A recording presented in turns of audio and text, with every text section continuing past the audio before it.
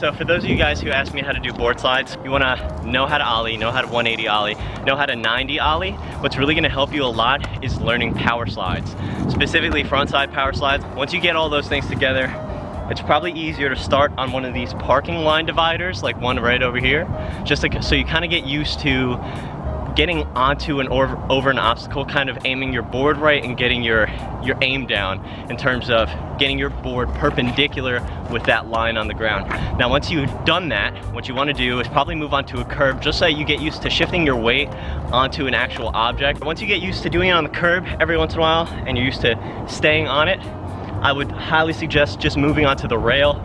There's a lot more friction and a lot more tension to come over between the board and the ground or the object that you're sliding on when it comes down to a curb, because your front truck and your front wheels are gonna be on that curb, causing a lot more resistance that you're gonna have to push through. So moving onto the rail is probably your next step, and so let's do that. So when it comes down to actually moving onto the rail, you wanna find a rail that's small enough and that you're comfortable on. So when it comes down to actually getting onto a rail, finding one that you can almost get your front truck over just by a pivot is gonna be your best bet, right? So you don't have to worry about ollieing too high and losing control of your board when you're getting into the ollie.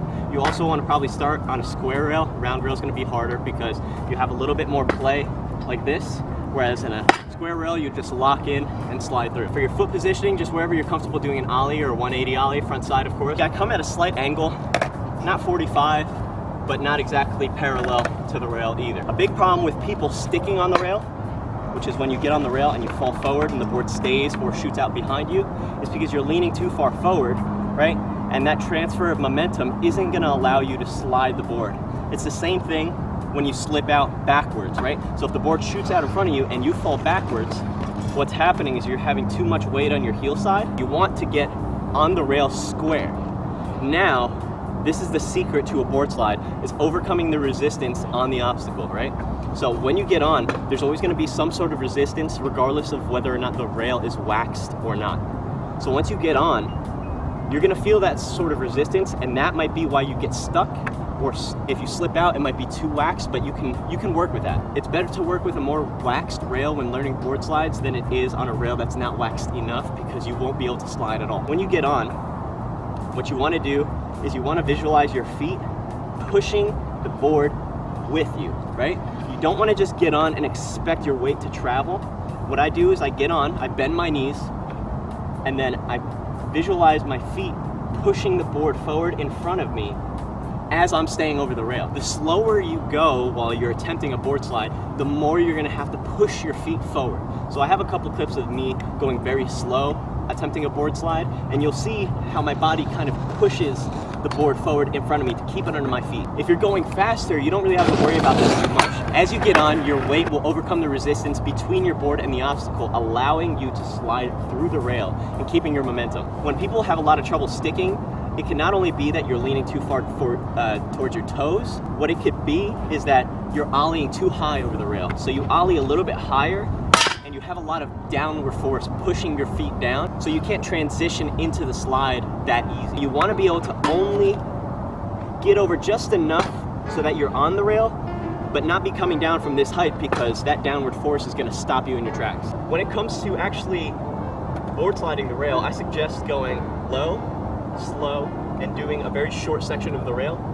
And as you get more comfortable with doing the shorter sections of the rail, move to a middle part of the rail, maybe 3/4, and then start doing the whole thing. This is a little bit tougher when you're doing just the short section of the rail, because what's gonna end up happening is that you don't have enough time to prepare yourself to come off, right? So when you're doing the entire section of the rail, you see the end coming, and you can kind of prepare your shoulders, and you have a lot more time to get ready to dismount the rail. When you're just board sliding, let's say this small section, maybe about 6 to 8 inches, you don't have that much time, right?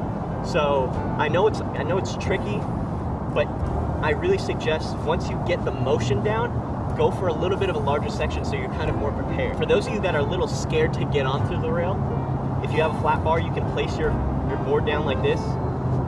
I would suggest doing this into the grass and just jump on the board and see how it feels.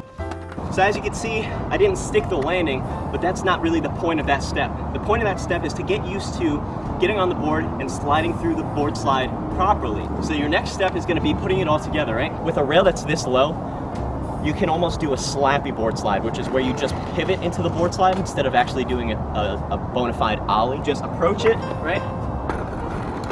Get your front truck over, shift your weight over your nose, and then level out with your back foot. And remember what I said about pushing your feet forward while you're standing on top of the board. You really want to practice, like I showed before, just kind of getting that 90-degree ollie proper, right?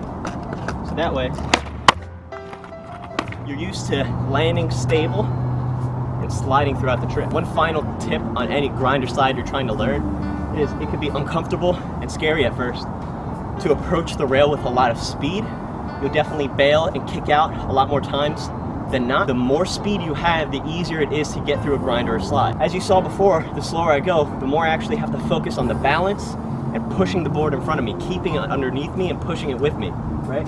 The faster I go, I don't have to worry about that. Once I'm on the rail, I just glide with the board and come off. When you do a front 180, your board doesn't stay directly underneath you. Your board moves towards your heel side as you open up your shoulders and you land the trick, right? You have to know, as you're getting onto the rail, that your body and your board have to move together as one unit, right? So as you ollie and get that half 90, you have to know that your body has to move with the board onto the rail, right? Continue to slide, make sure you push the board with you, and then dismount. Honestly, just get out here and try it, and try it, and try it, and try it, and try it, and try it. Try different things. There are a ton of different ways you can learn this trick. You can stand there with a friend holding onto your friend's shoulder and have them guide you. You can do the trick into the grass. You can place a board on top of your rail, run and jump at it. There are a ton of different ways to learn tricks in skateboarding, but really you just want to have fun and make the most out of it and enjoy your time learning new tricks. So I hope this trick tip helped you. If it didn't, let me know why. If it did, leave a comment down below and tell me what tricks you would like to learn next. If I went into too much detail, let me know. If I didn't go into enough detail, let me know. If there was a specific part of the trick that you're having a problem with that I didn't discuss, also let me know and I will get back to you. You can either leave a comment down below or look in the description. My email is there. Shoot me an email and I'll respond to all of them. So thanks for watching this video, and I'll talk to you in the next one. Peace out!